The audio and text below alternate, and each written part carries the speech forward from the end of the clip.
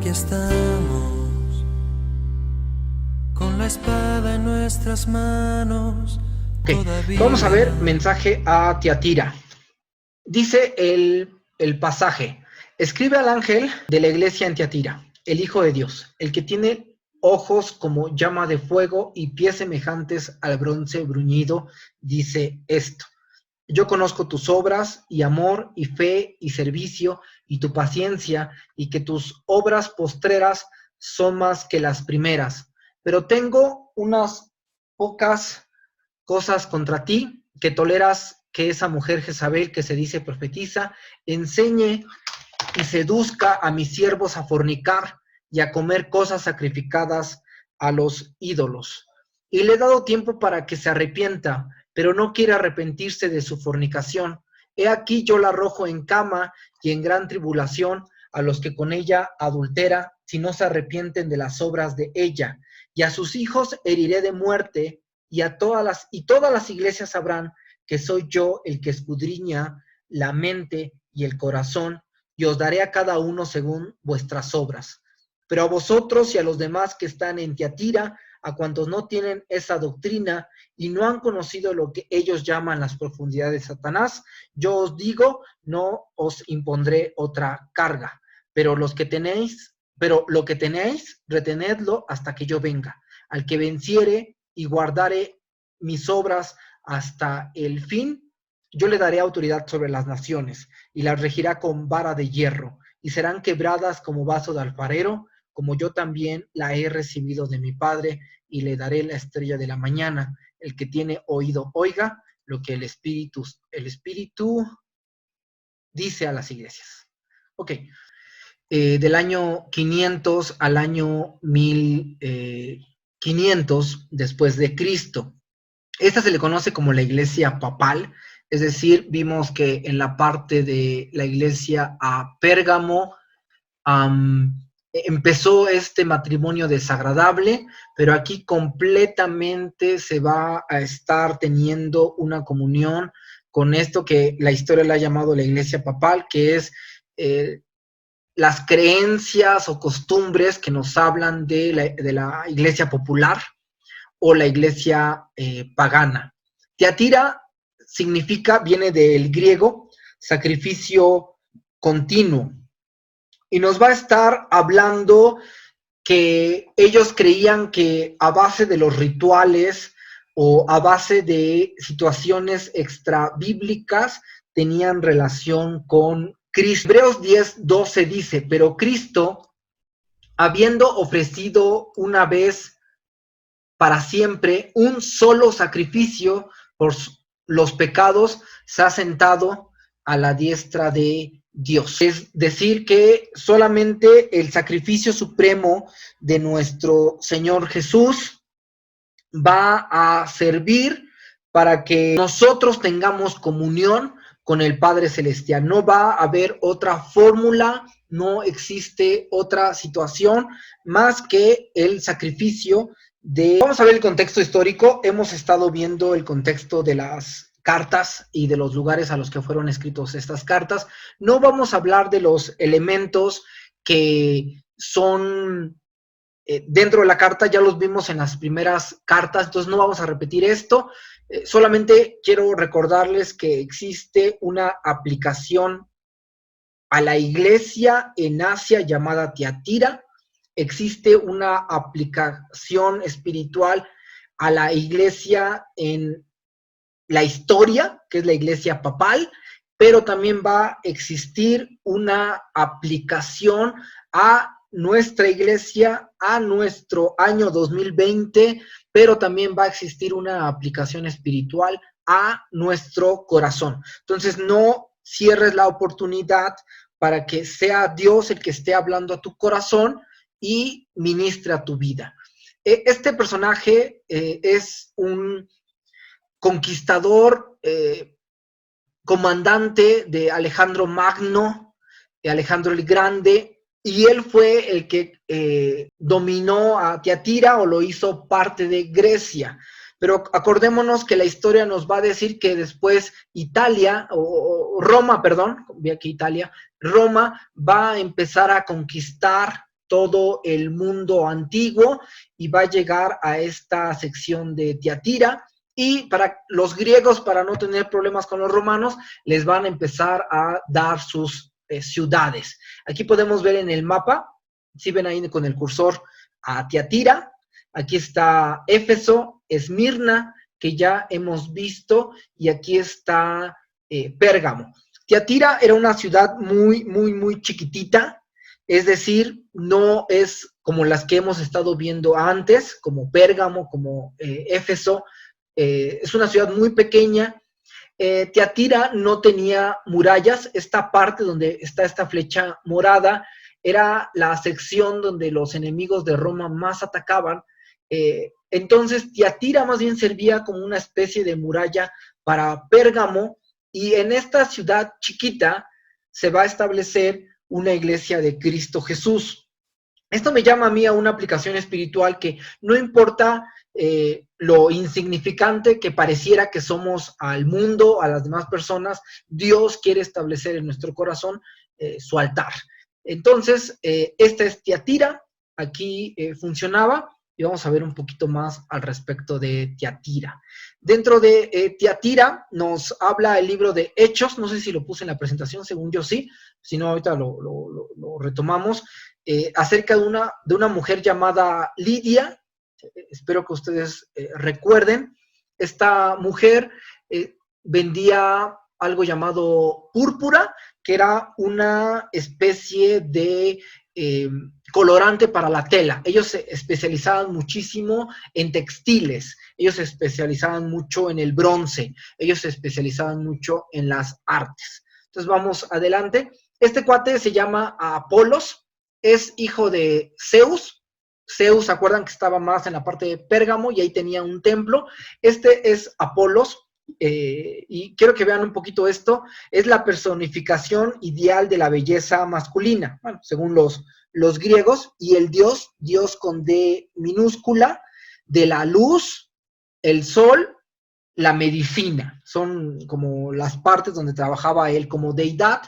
Talentoso tanto en el arte, vean esta parte, es algo importante, en el arte como en la guerra. Si pueden ver, tiene aquí su túnica, él está desnudo, pero tiene aquí su túnica, haciéndonos referencia a que en esta ciudad de Tiatira tenían una producción constante, o vivían de los textiles o de lo que pintaba los textiles, pero también aquí tiene un arco con flechas, hablándonos de la guerra. Vayan observando, los que están haciendo anotaciones, vayan anotando esto. Esto es importante. Acuérdense que el contexto, como el nombre de la ciudad, nos van a comenzar a hablar del carácter de la iglesia o de lo que estaba pasando en este momento en la historia.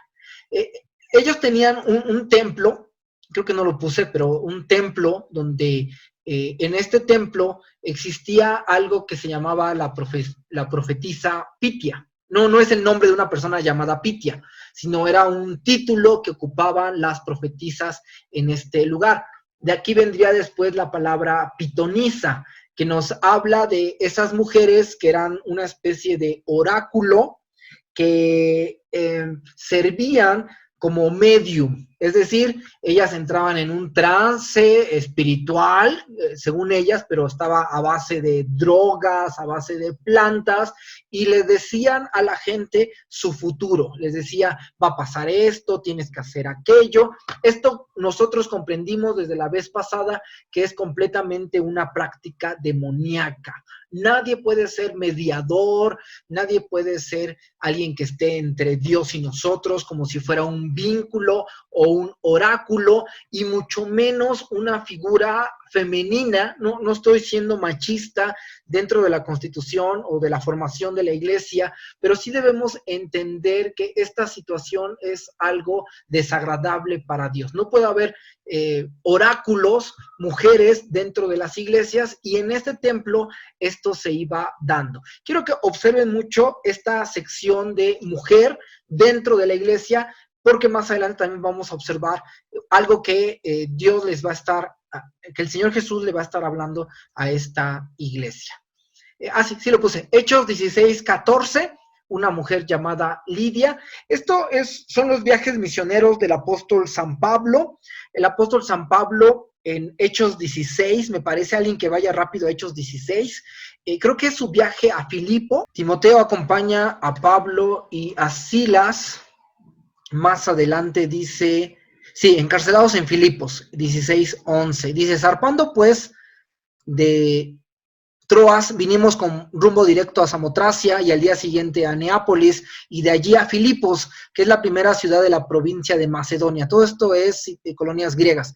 Y en una colonia estuvimos en aquella ciudad unos días y un día de reposo salimos fuera de la puerta junto al río donde solía hacerse la oración y sentándonos hablamos a las mujeres que se habían reunido. Entonces una mujer llamada Lidia, ¿qué es lo que dice aquí? Entonces, una mujer llamada Lidia, vendedora de púrpura, ¿se acuerdan? Ellos se dedican a los textiles de la ciudad de Tiatira, que adoraba a Dios, Dios con D mayúscula, es decir, ya estaba este trabajo, estaba oyendo y el Señor abrió el corazón de ella para que estuviese atenta a lo que Pablo decía. Es decir, en esta ciudad complicada se va a estar levantando una iglesia y que en este momento Pablo va a estar trabajando, pero que Juan en esta carta le va a estar escribiendo por mandato del Señor Jesús. Aquí puse una ciudad conocida por sus telas, por sus tintes, por su trabajo de alfarería y por su bronce. Esto de bronce también va a ser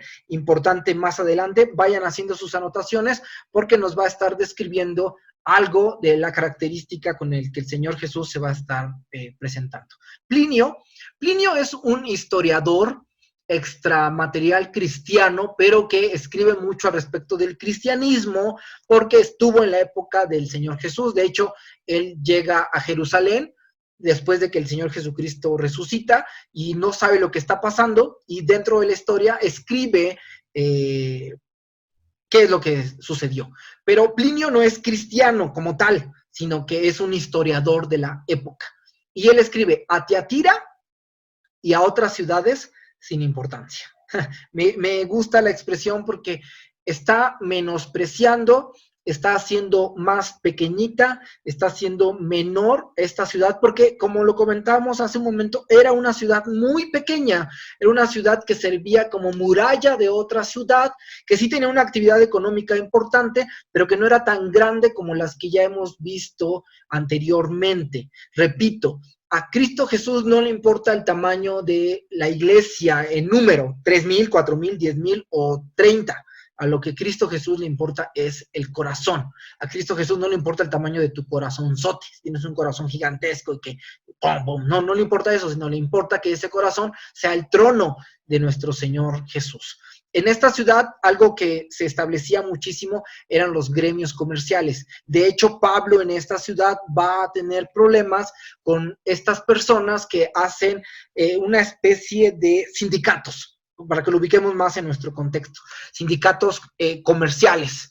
Eran deshonrados, por ejemplo, si lo pusiéramos poner con un ejemplo de mecánica, es como si tú llevaras tu coche para hacerle un servicio, te van a cobrar 2,000 pesos, pero solamente le van a quitar las bujías, la van a volver las lavan y las vuelven a poner. Cuando ellos te están diciendo, no, te vamos a poner unas nuevas y todo va a ser nuevo, ellos hacían tranzas. Entonces eran muy deshonestos, pero también cobraban derecho de piso, es decir, si tú no eras parte de la estructura sindical o de gremio, no podías vender con ellos. Entonces era complicado estar en esta ciudad.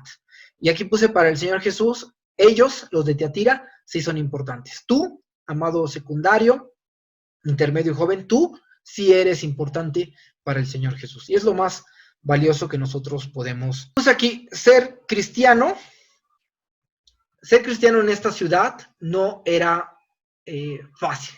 Aquí pongo unos ejemplos de telas. No encontré fotos antiguas de las telas que vendían, pero bueno, esta me gustó porque está como dado bonito y como pigmentada, ¿no? Sería algo así lo que ellos estaban haciendo, pero imagínate, si estabas en el gremio de los que vendían telas o tintes para telas y de pronto te hacías cristiano, ellos te decían, como ya eres cristiano, no vas a poder vender con nosotros, y te rompían la cadena de comercio. Ya no podías trabajar ni vender, entonces tus ingresos se veían afectados. O si también tú eras del gremio de los que pulían bronce o trabajaban con el bronce, esto es bronce bruñido, obsérvenlo, es decir, es un metal que en este caso fue pulido de cierta forma que ya empieza a generar reflejos.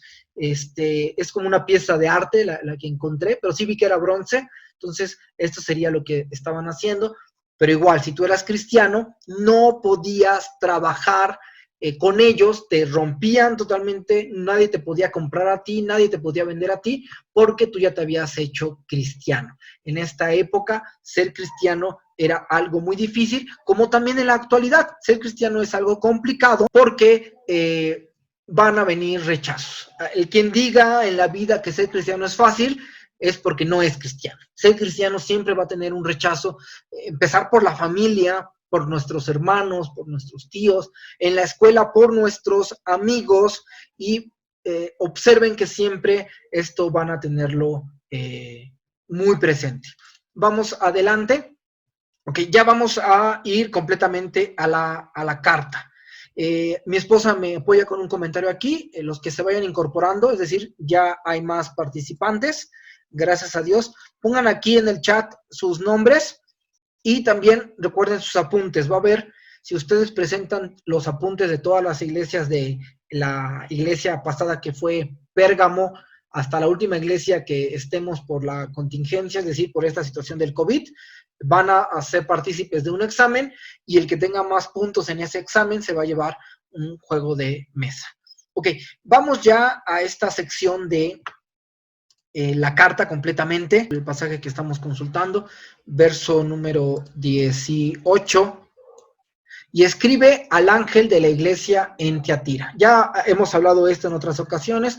El ángel se refiere al pastor, y otra traducción sería, y escribe al pastor en la iglesia, de la iglesia en Tiatira. Pero observen cómo se va a presentar aquí nuestro Señor Jesús. Acuérdense, el autor de este libro que está tomando dictado es Juan, pero el que es el autor es el Señor Jesús. Y se va a presentar a sí mismo como el Hijo de Dios. Esto de Hijo de Dios, quise buscar en la Biblia algún pasaje donde Cristo, donde el Señor Jesús hable de sí mismo como el Hijo de Dios, que diga, yo soy el Hijo de Dios. Y no lo encontré. Y me llamó muchísimo la atención quiénes son los que declaran en la Biblia que Jesús es el Hijo de Dios. Vi en Mateo 4:3, de hecho Mateo 4:3 hay varios pasajes donde Satanás describe o le da este atributo a Cristo. Ojo, el ser hijo de Dios es decir, yo soy Dios mismo. Nadie puede decir soy hijo de Dios más que el Hijo de Dios, ¿no? Entonces, esto de ser hijo de Dios es como si alguien dijera, Jesús es Dios, sería la forma más sencilla de decirlo. Mateo 4:3 es cuando Satanás se está presentando mientras el Señor Jesús está en su periodo en el desierto, y va en repetidas ocasiones, Nayeli, paz de Dios, Dios te bendiga muchísimo, en repetidas ocasiones va a estar diciéndole, si tú eres el Hijo de Dios, haz esto. Si tú eres el Hijo de Dios, dile a los ángeles. Si tú eres el Hijo de Dios, aviéntate del pináculo del templo. Pero él está reconociendo la deidad de nuestro Señor Jesucristo. También observé en Mateo 8:29 que los demonios son los que le dicen, ¿qué haces aquí, Hijo de Dios? ¿Acaso nos vienes a desalojar de este cuerpo? Es decir, Satanás, los demonios reconocen que el Señor Jesús es Hijo de Dios, y nosotros también reconocemos que el Señor Jesús es Dios mismo. Otro caso que vi que también se presenta, o alguien habla que sí es el Hijo de Dios, el centurión. ¿Se acuerdan? Cuando está terminando la parte de la crucifixión, dice la Biblia que vino un terremoto muy fuerte, y el centurión, aquel soldado, dice, verdaderamente, el que acabamos de crucificar es el Hijo de Dios. Y yo les quiero decir algo, Jesús es Dios. Dios también, el Padre, hablando del Padre, habla de su Hijo como el Hijo de Dios. En la transfiguración, en su bautismo, ¿se acuerdan? Está el Espíritu Santo desciende como paloma, el Señor Jesús está siendo obediente y es bautizado, se abre el cielo y el Padre exclama, este es mi Hijo amado en que tengo complacencia, ¿no? Entonces, no cabe la más mínima duda de que Jesús es el Hijo de Dios. La semana pasada, cuando me preguntaron de los nicolaitas, lo primero que empezaron a atacar este grupo era la deidad del Señor Jesús. ¿Por qué? Porque es el flanco de ataque más fuerte que pueden hacer. Es decir, si derrocan en nuestra fe que Jesús es Dios, se cae todo lo demás como un efecto dominó. Pero nosotros sabemos de todo corazón que Jesús, que el Señor Jesús es el Hijo de Dios. Características, ¿se acuerdan? Es Jesús el que habla, pero nos va a dar características. La primera característica es el que escribe es Dios. Después, el que tiene ojos como llama de fuego. Estaba escuchando a un predicador, escucho varias conferencias del tema, trato de rascar todo lo bueno, trato de investigar en Google, creo que así debe ser, que presentemos a Dios cosas de calidad, no cosas que bajemos de internet y solamente las remandemos, no cosas de 2 o 3 minutos, sino algo que realmente sea algo de calidad, porque el Señor Jesucristo se entregó en la cruz del Calvario en totalidad. No fue solamente sobras o no fue solamente desquicios o lo que le sobraba, ¿no? Él se entregó completamente a nosotros. Entonces, trato de prepararme para todo esto y escuchaba una predicación y el predicador decía que en ese tiempo existía muy fuerte la cultura de la filosofía griega y existía un cuate que se llamaba Platón y para los de Tiatira tiene un contexto muy importante porque Platón decía que había una luz, chequen lo que decía Platón, dentro de nuestro interior, que era una luz que provenía de la deidad misma o del sol. Hablo de la deidad con D minúscula porque tantos dioses que tenían los griegos que de cuál estaban hablando, ¿no? Y decían, esa luz va a servir para que todos vean tu alma. Y a través de esto, Platón decía, vamos a autoexaminarnos y analicemos lo que hay en nuestro interior. Esto completamente es una mentira. Y el único que conoce los corazones se llama Jesús. Los que estamos casados, ni nuestra esposa nos conoce. Los que tenemos hijos, ni nuestros hijos nos conocen. Ustedes, jóvenes, secundarios, intermedios, que tienen papás, ni sus papás los conocen a la plenitud que los conoce el Señor Jesús. No sé si te ha pasado que alguna vez estás en alguna situación extrema y de repente reaccionas de una manera que no te lo esperabas, que hasta te espantas tú mismo y dices, ay, yo, ¿cómo reacciono? ¿Cómo dije esto? ¿Cómo dije aquello? Porque no nos conocemos realmente a nosotros. Esto del autoanálisis y de la autoexploración es completamente una falacia, completamente una mentira. El único que nos puede conocer, porque tiene ojos como llamas de fuego, es nuestro Señor Jesús. Es decir, todo lo ve, hasta el pensamiento más profundo que exista en nuestro corazón, hasta la intención más privada o exclusiva que tengamos, Él la conoce y algo muy importante, lo ve y lo juzga. Es decir, te analiza, decide cuáles son tus impulsos y te juzga. Y al juzgar estamos hablando de un castigo. Hoy vamos a ver un castigo tremendo a esta iglesia y a un personaje dentro del Antiguo Testamento. Nada se le escapa a su mirada. Y la segunda parte es, y pies semejantes al bronce bruñido. Ya vimos el bronce bruñido hace un momento, que es esta imagen. A través de estos hacían espejos, y estos espejos servían para que las personas se pudieran ver, pero no es un espejo como el que conocemos nosotros hasta este momento, como este nitrato de plata que es vaciado en una superficie plana y después ponen un cristal y podemos ver nuestro reflejo perfecto. No, este reflejo era así, tenían que buscar un ángulo, se agachaban, se inclinaban, se volteaban para que diera un reflejo preciso de su imagen.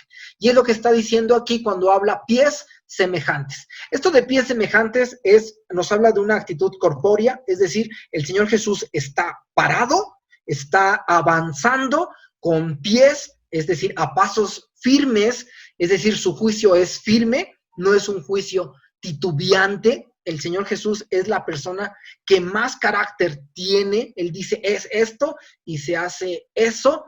Pero también esta parte del bronce siempre va a simbolizar juicio. ¿Se acuerdan? Daniel, una visión de un personaje que tiene diferentes elementos, también hay bronce ahí, y nos va a hablar de juicio. Esto completamente nos está hablando de que Dios todo lo ve, todo lo analiza, todo lo juzga y todo lo va a castigar.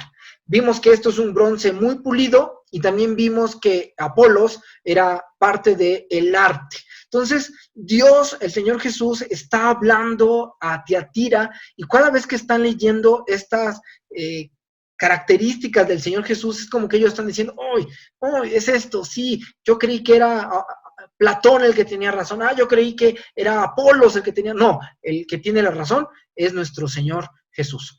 Vamos adelante, verso 19, dice... bueno, ya vimos las características del Señor Jesús. Anoten ahí en sus apuntes características del Señor Jesús. Y dice esto. Verso 19. Yo conozco, ven, lo mira todo. Yo conozco tus obras y amor y fe y servicio y tu paciencia, y que tus obras postreras son más que las primeras. Amado secundario, intermedio, joven, el Señor Jesús te conoce. San Juan número 2, capítulo número 2, en los versos finales, dice, no hay necesidad que nadie le dé opinión de lo que es el hombre, porque él conoce el corazón de todos los hombres, dice San Juan 2. Y San Juan 3 inicia y dice, había un hombre, es decir, conozco a todos, pero también te conozco a ti. Entonces, te conoce, a ti a la perfección, secundario, intermedio y jóvenes. Obras. Aquí puse la palabra en el griego, y lo que quiere decir. Esta parte de obras es la palabra ergón, que quiere decir que es bueno, que sirve, pero también quiere decir que es funcional. Es decir, yo conozco la actividad que desempeñas, la cual es buena y la cual funciona para algo. Esto lo dije en Pérgamo, lo he dicho casi en todas las iglesias que hemos visto esto de obras. No está hablando de obras de arrepentimiento, como para que te den salvación, sino, no son obras para obtener salvación, sino es fruto a partir de la salvación. Es decir, primero eres salvo por Jesucristo, por la fe en su muerte y su resurrección, y como resultado, como Cristo está en tu corazón, vas a empezar a producir el fruto del Espíritu Santo, el cual es amor. Y el amor se va a manifestar en gozo, paz, paciencia, benignidad, templanza, mansedumbre, estas características del fruto del Espíritu Santo. Es decir, la iglesia en Tiatira tenía buenas obras. Y vean, y amor. Esta parte de amor, la palabra es ágape, que nos describe el amor de Dios, porque de tal manera ágape Dios al mundo, es decir, con tanta magnitud te amó Dios, con tanta magnitud ama Dios al mundo, que ha enviado a su Hijo unigénito para que todo aquel que en él cree no se pierda, mas tenga vida eterna. Nos va a hablar de un amor que proviene de Dios, y que este amor se va a mostrar en expresión sacrificial. Nadie tiene mayor amor que este, dice el texto, que uno ponga la vida por uno de sus amigos. Este es el amor ágape. Y esta parte de obras y amor se podría traducir como obras de misericordia. Es decir, como amas, te despojas de tus tenis y se los das a quien no tenga calzado. Como amas, iglesia, te despojas de tu comida y haces una despensa a los hermanos que más falta les haga. Está hablando de esta función que tiene la iglesia de Cristo, que se manifiesta desde la iglesia primitiva, cuando nos decía que todas las cosas las tenían en común y no cesaban, y estaban en la partición del pan. Nos habla de esta situación, pero hacia obras de misericordia. Y dice, y fe, esto de fe nos va a hablar, es la palabra pistos, que nos habla de fidelidad y lealtad a Cristo. Es decir, como tienes buenas obras, te mantienes leal al Señor Jesús. Y aquí viene la palabra servicio, que es la palabra diaconía, y habla de servir con disposición. Nuevamente, amados secundarios, intermedios y jóvenes, nuestro servicio a Dios debe ser un servicio de calidad. No podemos decir que estamos cumpliendo, sirviendo a Dios solamente por hacer un check a una lista. Es decir, primero tenemos comunión con Cristo, y como Cristo ministra en nuestro corazón, entonces, y solo porque Cristo está en nuestro corazón, nosotros servimos con todo el corazón. Repito, para servirnos tenemos que prepararnos. Para servirnos tenemos que orar. Y no oramos a partir de este momento, sino oramos desde siempre, desde que hemos tenido relación con nuestro Señor Jesús. Yo tengo algunas frases, algunos las toman como frases muy burdas, pero mis frases dicen así: el que ora, ora. Y es la verdad, hermanos. El que está orando, lo oraba antes de que iniciara la contingencia.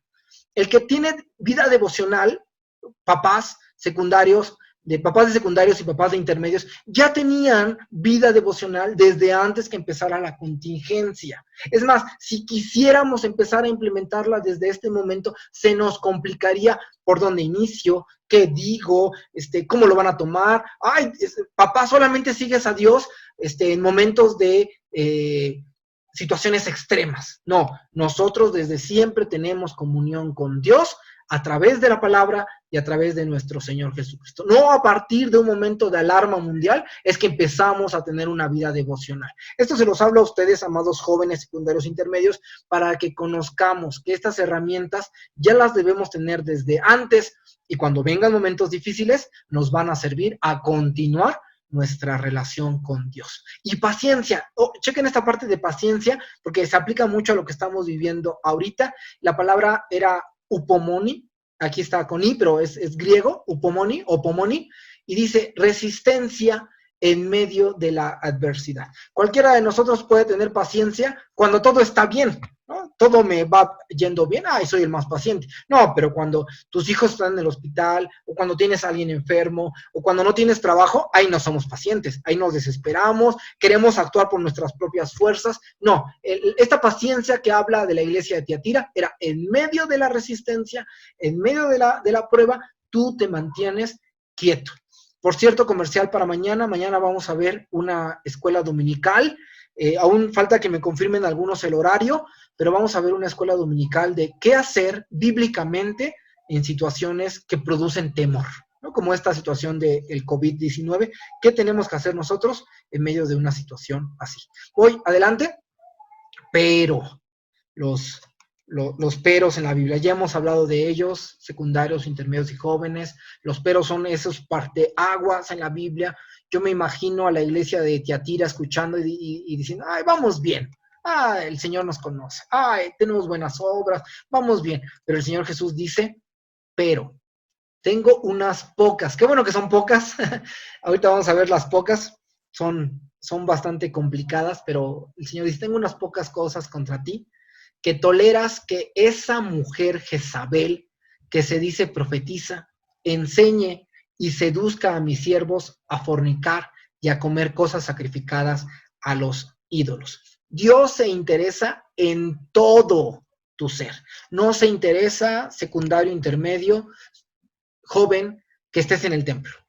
Observa lo que te estoy diciendo. No se interesa que levantes la mano, o que solamente estés en el templo, o solamente levantes la mano. Dios se interesa en tu área escolar, en tu área familiar, en tu área sentimental, en tu área emocional. Dios, el Señor Jesús, le interesa todo lo que tú eres y todo lo que tú compones. Y vimos estando en el templo, en el salón de jóvenes, el celo del Señor. Y vimos que el celo no era esa pasión desbordante que tenemos nosotros los humanos en el sentido de inseguridad. Ay, mi novio ya le habló a alguien, ay, me siento inseguro porque me lo van a quitar. No, Dios habla de un celo como un cuidado especial para que solamente le pertenezcamos a Él. Y esta carta va a estar hablando de este celo que tiene Dios hacia nosotros. Dios se interesa en todo tu ser. Por eso el texto dice, amarás al Señor tu Dios con toda tu mente, con todo tu corazón, con todas tus fuerzas. Pero también se interesa por tu mente, también se interesa por tus ganas, por tu fuerza y por tu corazón.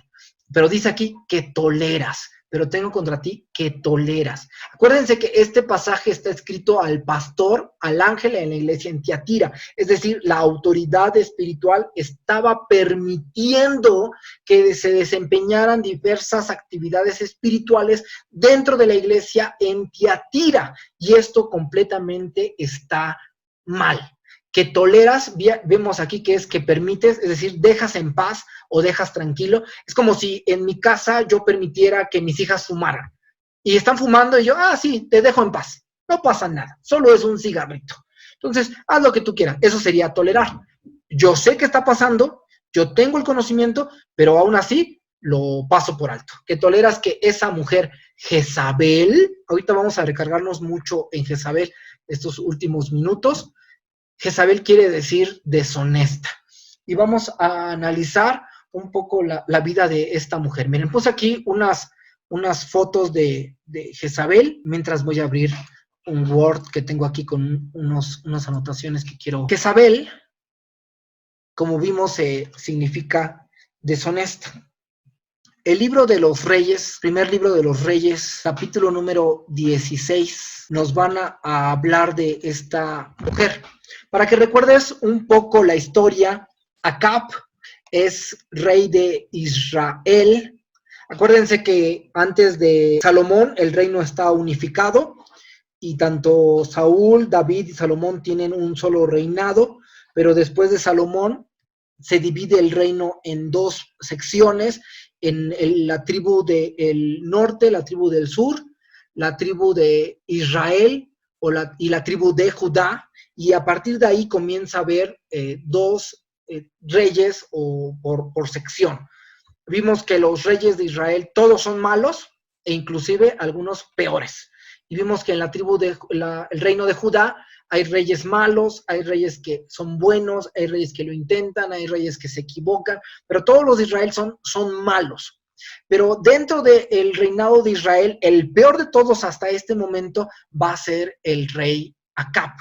De hecho, voy a ir a primer libro de Reyes, capítulo número 16, dice a partir del verso número 29, reinado de Acab. Comenzó a reinar Acab, hijo de Omri, sobre Israel el año 38 de Asa, rey de Judá, y reinó Acab, hijo de Omri, sobre Israel en Samaria, es la capital que tienen en este momento, 22 años, duró mucho, y Acab, hijo de Omri, hizo lo malo ante los ojos de Jehová. Esto en el verso 30, por si lo quieren anotar, primer libro de Reyes 16:30, y Acab hizo lo malo ante los ojos de Jehová, más que todos los que reinaron antes de él. Es decir, este rey fue el peor de todos hasta este momento. Verso 31 dice, porque le fue ligera cosa andar en los pecados de Jeroboam, hijo de Nabat, y tomó por mujer, observen esto, jóvenes, señoritas y jóvenes, y tomó por mujer a Jezabel. Jezabel no es hebrea, es hija de un rey de los sidonios, enemigos naturales de Israel, pero él se le hizo fácil tener a una esposa, a alguien que para empezar es princesa de otro reino de los sidonios, y dice aquí el verso 31, y fue y sirvió a Baal y lo adoró. Ok, antes, esta parte de esta situación de Jezabel nos va a estar hablando de un título. En el Antiguo Testamento hubo una mujer llamada Jezabel, pero nos va a estar hablando de una característica de una persona. Como por ejemplo, yo le digo a alguien, ¿eres un Judas? Sí, ok. ¿Eres un Judas? Es como que te estoy diciendo, eres un traidor. Esta parte de Jezabel también es un título. Eres como Jezabel, eres una Jezabel, es algo horrible. Y Baal, esta sección, de hecho aquí se ve la foto que está adorando a un toro, a un becerro. Este nos está hablando de Baal, pero también Baal va a ser un título para todos los ídolos o toda la idolatría a partir de aquí en adelante. Y dice, y fue y sirvió a Baal y lo adoró, e hizo altar a Baal en el templo de Baal que edificó en Samaria. Es decir, tuvo un templo para Jehová y tuvo un templo también para Baal. Verso 33, ahí termino. Hizo también Acab una imagen de acera haciendo así Acab más que todos los reyes de Israel, es decir, Acab más que todos los reyes de Israel, que antes que él, para provocar la ira de Jehová, Dios de Israel. Este es el peor de los reyes hasta este momento. Y decía esta sección de Primera de Reyes, ligera cosa le era andar a él en el pecado. Es decir, era como cualquier tontería, como si no tuviera importancia. Primera de Reyes 21-25 dice, a la verdad, ninguno fue como Acab, que se vendió para hacer lo malo ante los ojos de Jehová, porque su mujer, ¿quién? Jezabel, lo incitaba. Es decir, este es el tipo de mandilón, este es el tipo de alguien sin carácter, este es el tipo de alguien que se deja gobernar por su mujer y permite que su mujer se le suba a las barbas y sea la que toma el reinado en este momento de la historia del reinado de Israel. Es decir, la que reinaba completamente era Jezabel. Aquí tenemos algunas imágenes de Jezabel. Todo es artístico, de hecho se ve como si fuera óleo, ¿no? Entonces vean, ¿no? Como que le gustaba mucho su aspecto físico, vean aquí el animal que tenía. Esto no es bíblico, esto es completamente un material extra.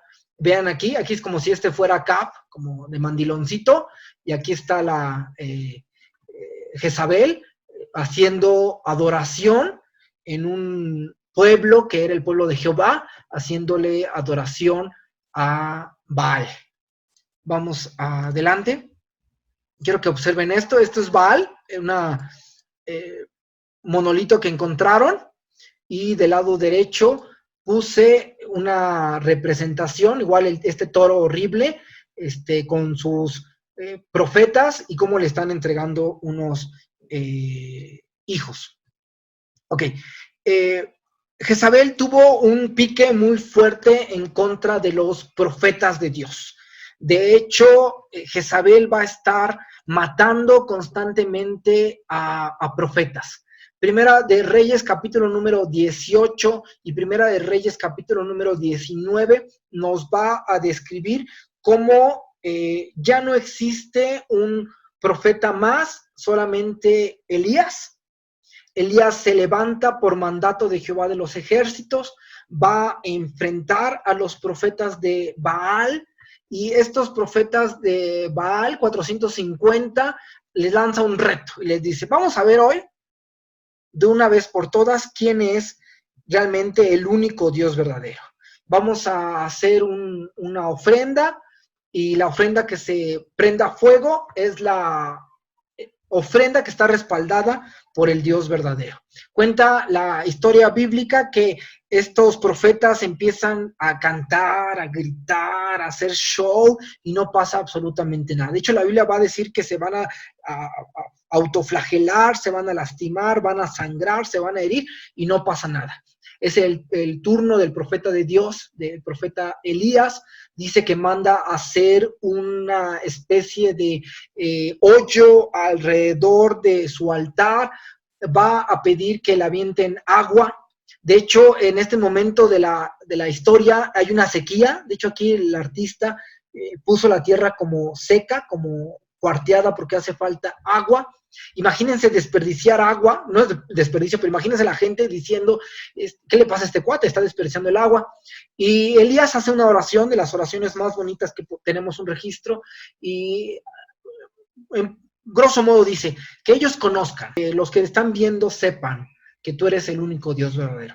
Y al instante desciende fuego del cielo, y la ofrenda es consumida por completo, que hasta el agua que habían arrojado se consuma. Y después Elías manda a matar a todos estos profetas, los decapitan, y vean este conflicto entre Elías y Jezabel, ¿no? Están completamente peleando, están completamente en un conflicto. De hecho, Jezabel, después de esto, le va a mandar a un mensajero a Elías y le va a decir, mañana, chequen lo que le va a decir Jezabel, mañana a esta hora tu cabeza va a estar en el suelo. Después viene un periodo ahí que Dios trata con Elías. Continuando con esta historia, lo único que te quiero decir que Elías no va a morir por mano de Jezabel, sino que Elías va a ser arrebatado en un carro de fuego, y Jezabel va a tener otro fin. Observen, el que está con Dios tiene un fin bueno, y en este caso un fin espectacular. Un carro de fuego arrebatándolo es algo asombroso. Y los que están en contra de Dios y atacan al pueblo de Dios van a tener un castigo tremendo. Puse aquí otra diapositiva que nos va a hablar de la viña de Nabot. Este rey Acab tenía un terreno de un vecino llamado Nabot, y el rey quería tener ese terreno para él. Y cuenta la historia bíblica que este Acab va con Nabot y le dice, oye, véndeme tu tierra. Y Nabot le dice, es lo único que me han dejado mis padres, no puedo vendértelo. Entonces narra la Biblia que Acab va de regreso con Jezabel llorando, y Jezabel le pregunta, ¿por qué llora mi rey?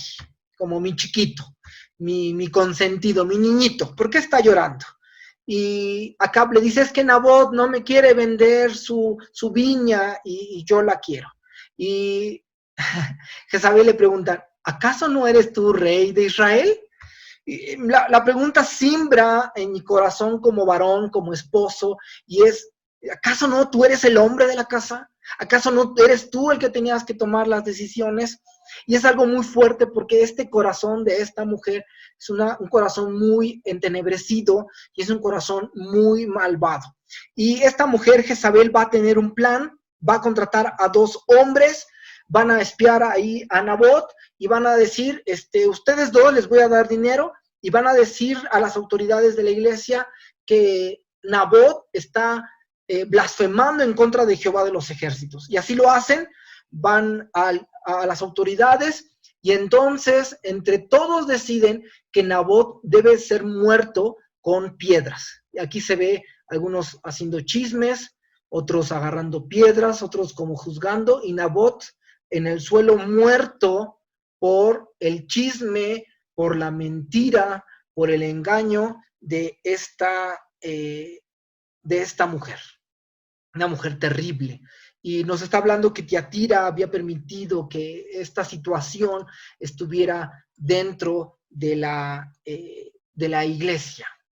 Pero yo quiero decirte algo, amado joven, secundario e intermedio. El Señor Jesús no tolera el pecado. Dios es amor, pero también es justo. Y dice aquí, verso 21 de Apocalipsis 2, y le he dado tiempo para que se arrepienta, es decir, soy benevolente y quiero que esta mujer tenga bueno, en este caso Jezabel en el Antiguo Testamento, en el caso de la iglesia en Tiatira, que estas personas que están haciendo esto se arrepientan, pero no quiere arrepentirse de su fornicación. Aquí la palabra tiempo es la palabra cronos y habla de una oportunidad. Romanos 2, 4 al 5 dice, o menospreciáis las riquezas de su benignidad, paciencia y longanimidad, ignorando que su benignidad te guía al arrepentimiento.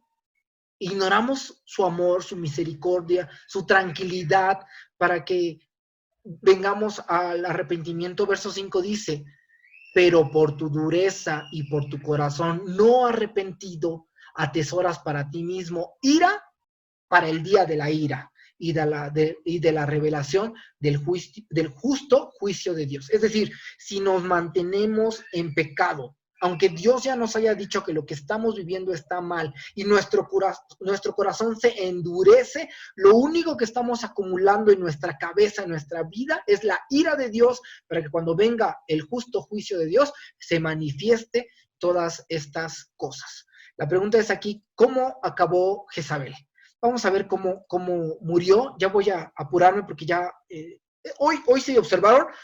Era un lugar de una iglesia de una ciudad muy pequeñita, pero es la carta más grande. De hecho, compárenla con las otras cartas y es la que tiene más versos, es la que tiene más palabras, es la que tiene más contenido. Yo quería darles este contenido, amados secundarios, intermedios y jóvenes, para que ustedes se fueran hoy con alimento espiritual. Esto es Biblia y la Biblia produce en nosotros un arrepentimiento y un resultado genuino. El segundo libro de los Reyes, capítulo número 9, verso 30 al 33, nos va a hablar de un profeta, Micaías, y este profeta va a profetizar la muerte de Acab y la muerte de Jezabel. Rápido, ¿cómo muere Acab? Dice que va en un carro, trae puesta su armadura y de pronto alguien del ejército lanza una flecha al aire. Y dice, esta flecha la lanzaré al aire y sale proyectada al aire. Y dentro de las armaduras eran formadas de muchas piezas y solamente existía una pequeña rendija del pecho y del hombro. Y en ese lugar se colocó la espada de este hombre y mató al rey Acab. Esto fue profetizado y también es profetizado lo siguiente. Estos son eunucos, es decir, guardias reales, avientan a Jezabel por la ventana, cae al suelo y narra la Biblia que su sangre sus entrañas son dispersas por todos lados, que mojan a un jinete con su carro, y este jinete con su carro pasa y atropella a los restos de esta mujer. No está muerta todavía, sino que después van a venir unos perros, aquí como está la ilustración, y van a comérsela. Qué duro castigo, qué situación tan tremenda. Imagínense cómo será sentir mordidas. Estás vivo y te están mordiendo, te están mordiendo, te están mordiendo, te están mordiendo, te están mordiendo, y tú ves cómo se van quitándote esos pedazos de carne.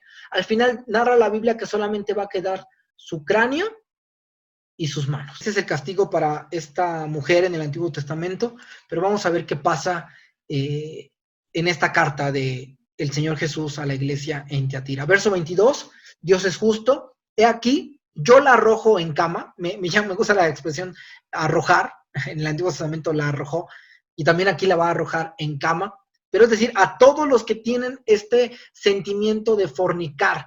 Y esta situación de fornicar sí es hacia lo sexual, sí, es decir, sí hay pecados sexuales dentro de la iglesia, pero también está hablando de la idolatría, de tener un corazón entre Dios y los ídolos. Y esto de arrojar en cama no es como que se va a dormir un ratito y va a descansar, no, es que va a caer completamente enferma y va a morir. Aquí yo la arrojo en cama y en gran tribulación. ¿A quién? A esta mujer Jezabel, tanto en el Antiguo como en el Nuevo. Y en gran tribulación a los que con ella adulteran, si no se arrepienten. Nuevamente la misericordia de Dios. Arrepiéntanse, si no se arrepienten de la obra de ella. Dios es serio con el pecado. Hebreos 10:26, en los cintillos que vienen al principio, dice advertencia al que peca deliberadamente. Dice, porque si pecaremos voluntariamente, después de haber recibido el conocimiento de la verdad, es decir, si ya conociste a Cristo, ya lo invitaste a venir a tu corazón y sigues pecando, ya no queda más sacrificio por ti. Dios es justo. Y si tú ya conociste a Cristo y sigues pecando, ya no se puede hacer absolutamente nada por tu vida o por mi vida. Verso 23, y a sus hijos heriré de muerte, y todas las iglesias sabrán que yo soy el que escudriña la mente y el corazón. Yo os daré a cada uno según sean vuestras obras. En la historia, ya estamos terminando, en la historia de la iglesia, esta es la iglesia papal. ¿Se acuerdan?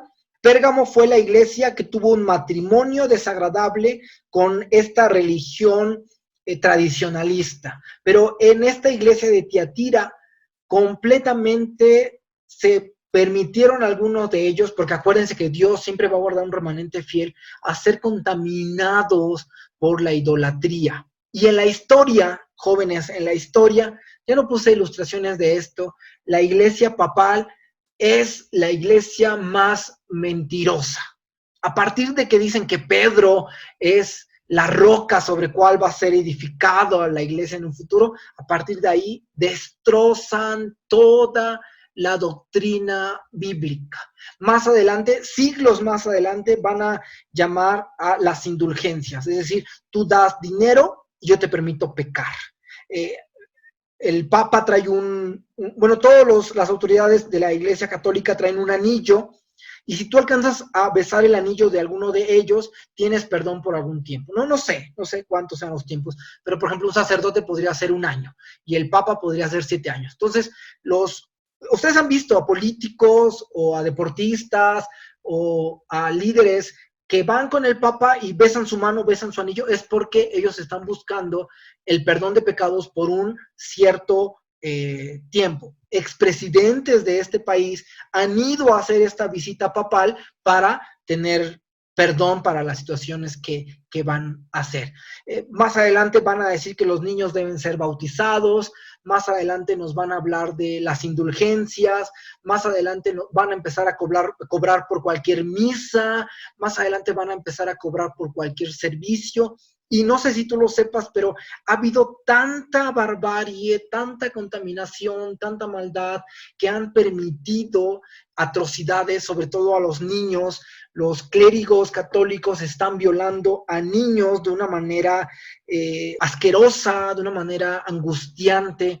También dentro de la historia papal, no sé si tú lo sabías, joven, intermedio, secundario, hubo una papa mujer. Por cierto, había una serie en Netflix, también ha habido películas de esta pontífice, pero no puede haber papas mujeres, no puede haber papas mujeres porque no lo permiten sus reglamentos, pero tanto han destrozado este conocimiento del mediador, porque el mediador solamente es Cristo, que han hecho cualquier atrocidad a partir de esta situación. Y Dios le está diciendo a esta iglesia en Tiatira, pero también le está diciendo a la iglesia en la historia, pero también le está diciendo a la iglesia en esta época: no te metas con idolatría, no te metas con fornicación, no te metas con nada de esto, porque si lo haces, te heriré de muerte.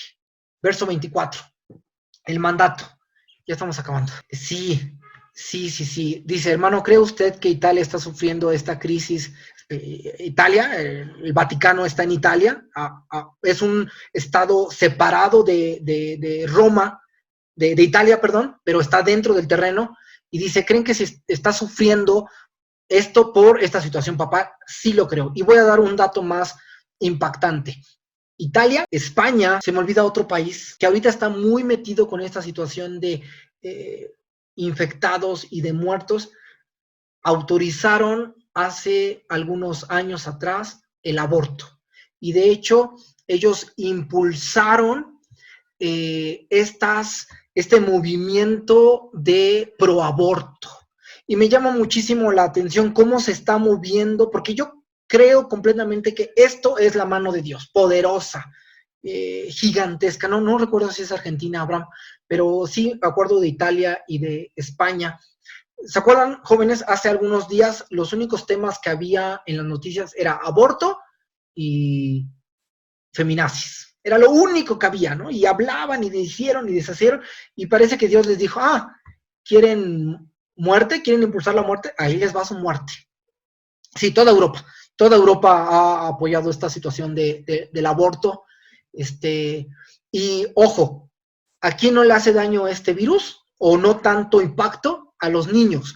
Y son creo que hasta los 16 años, hay un margen que a los pequeños no les está haciendo nada esta enfermedad. ¿A quién le está haciendo daño esta enfermedad? A los ancianos, a los diabéticos, a los obesos, a los hipertensos.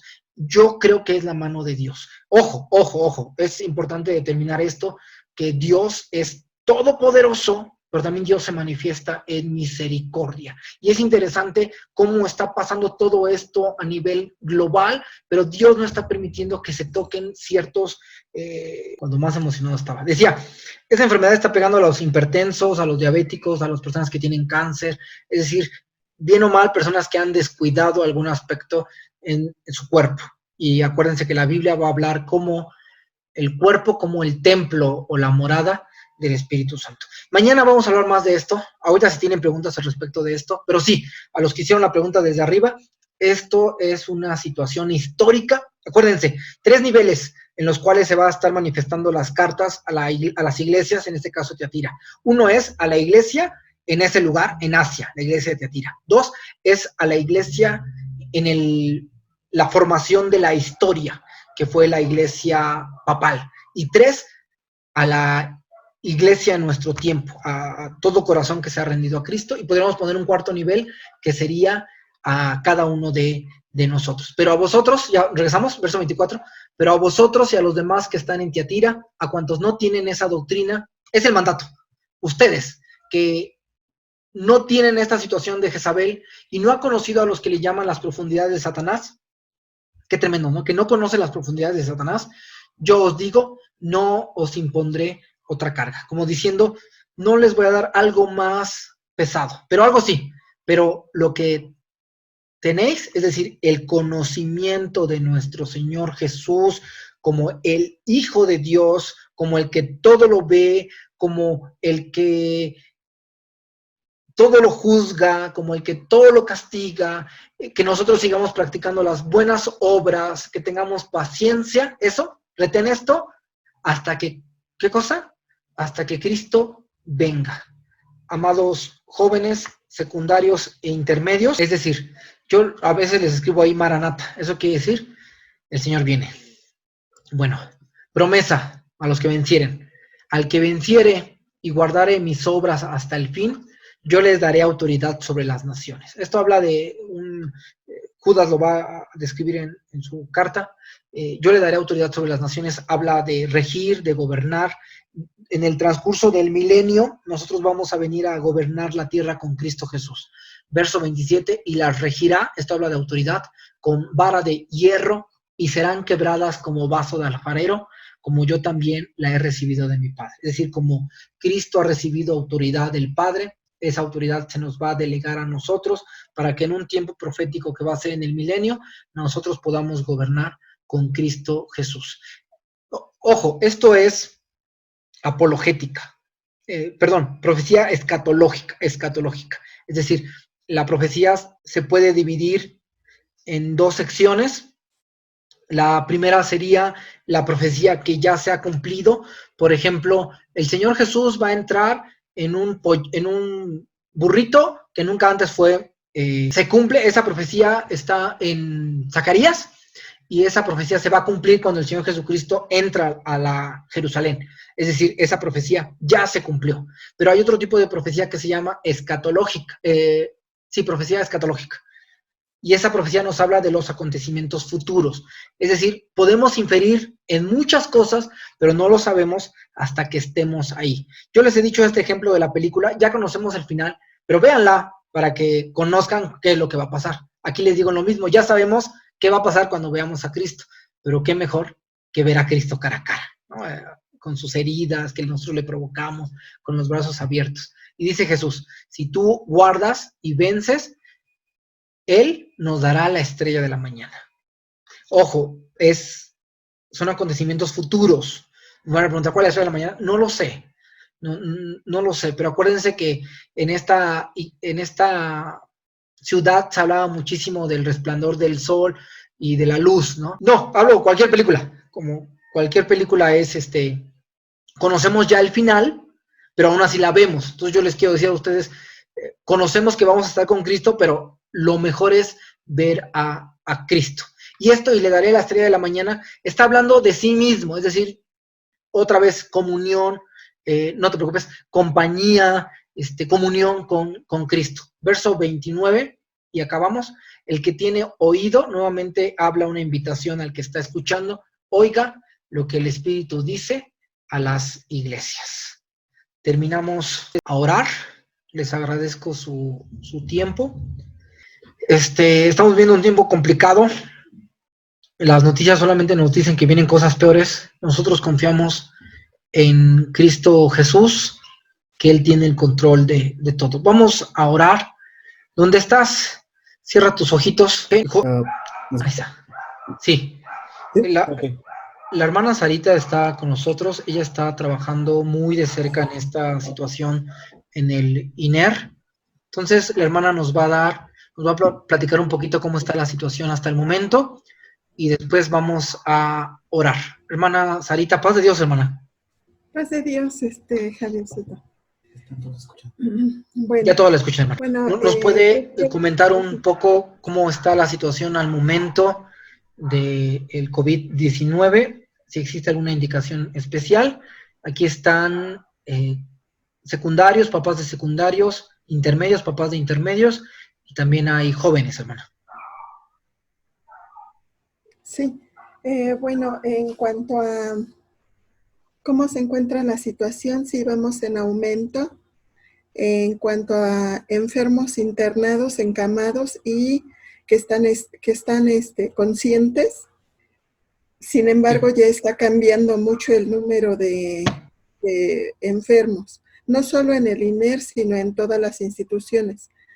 Segundo, casi, ¿qué será? Toda esta semana que pasó, nos estamos preparando todos porque surgió un acuerdo de edad. Los mayores de 65 años ya se fueron a sus casas, así enfermeras como pacientes de intendencia, que son los que están más cerca de los enfermos. Y bueno, va a entrar personal joven que va a estar en el largo trabajo. Se está trabajando en 2 etapas. La primera etapa entra con todo el equipo de barrera que usamos. Se entra de 7 a 11 de la mañana y el segundo equipo entra de 11 a 3 de la tarde.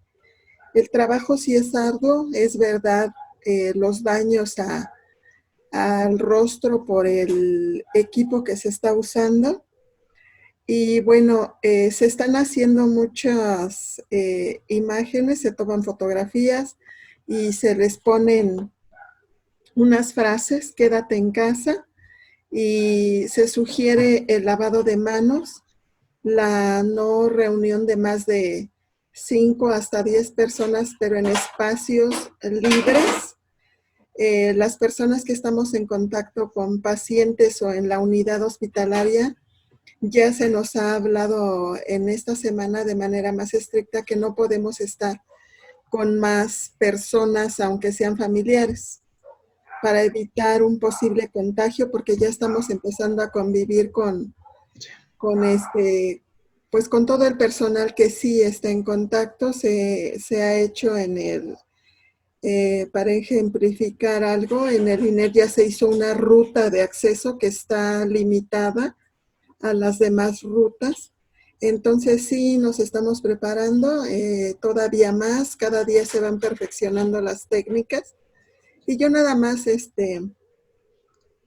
quiero comentarles que en la semana y todavía el viernes venía a mi memoria palabras de Amós acerca de que pues hay muchas personas que, a pesar de ver toda esta situación, quieren encontrar una justificación en otra dirección política, económica y demás, y probablemente haya, pero el gobierno de Dios es quien permitió esto y es para hacer un llamado a nuestros corazones.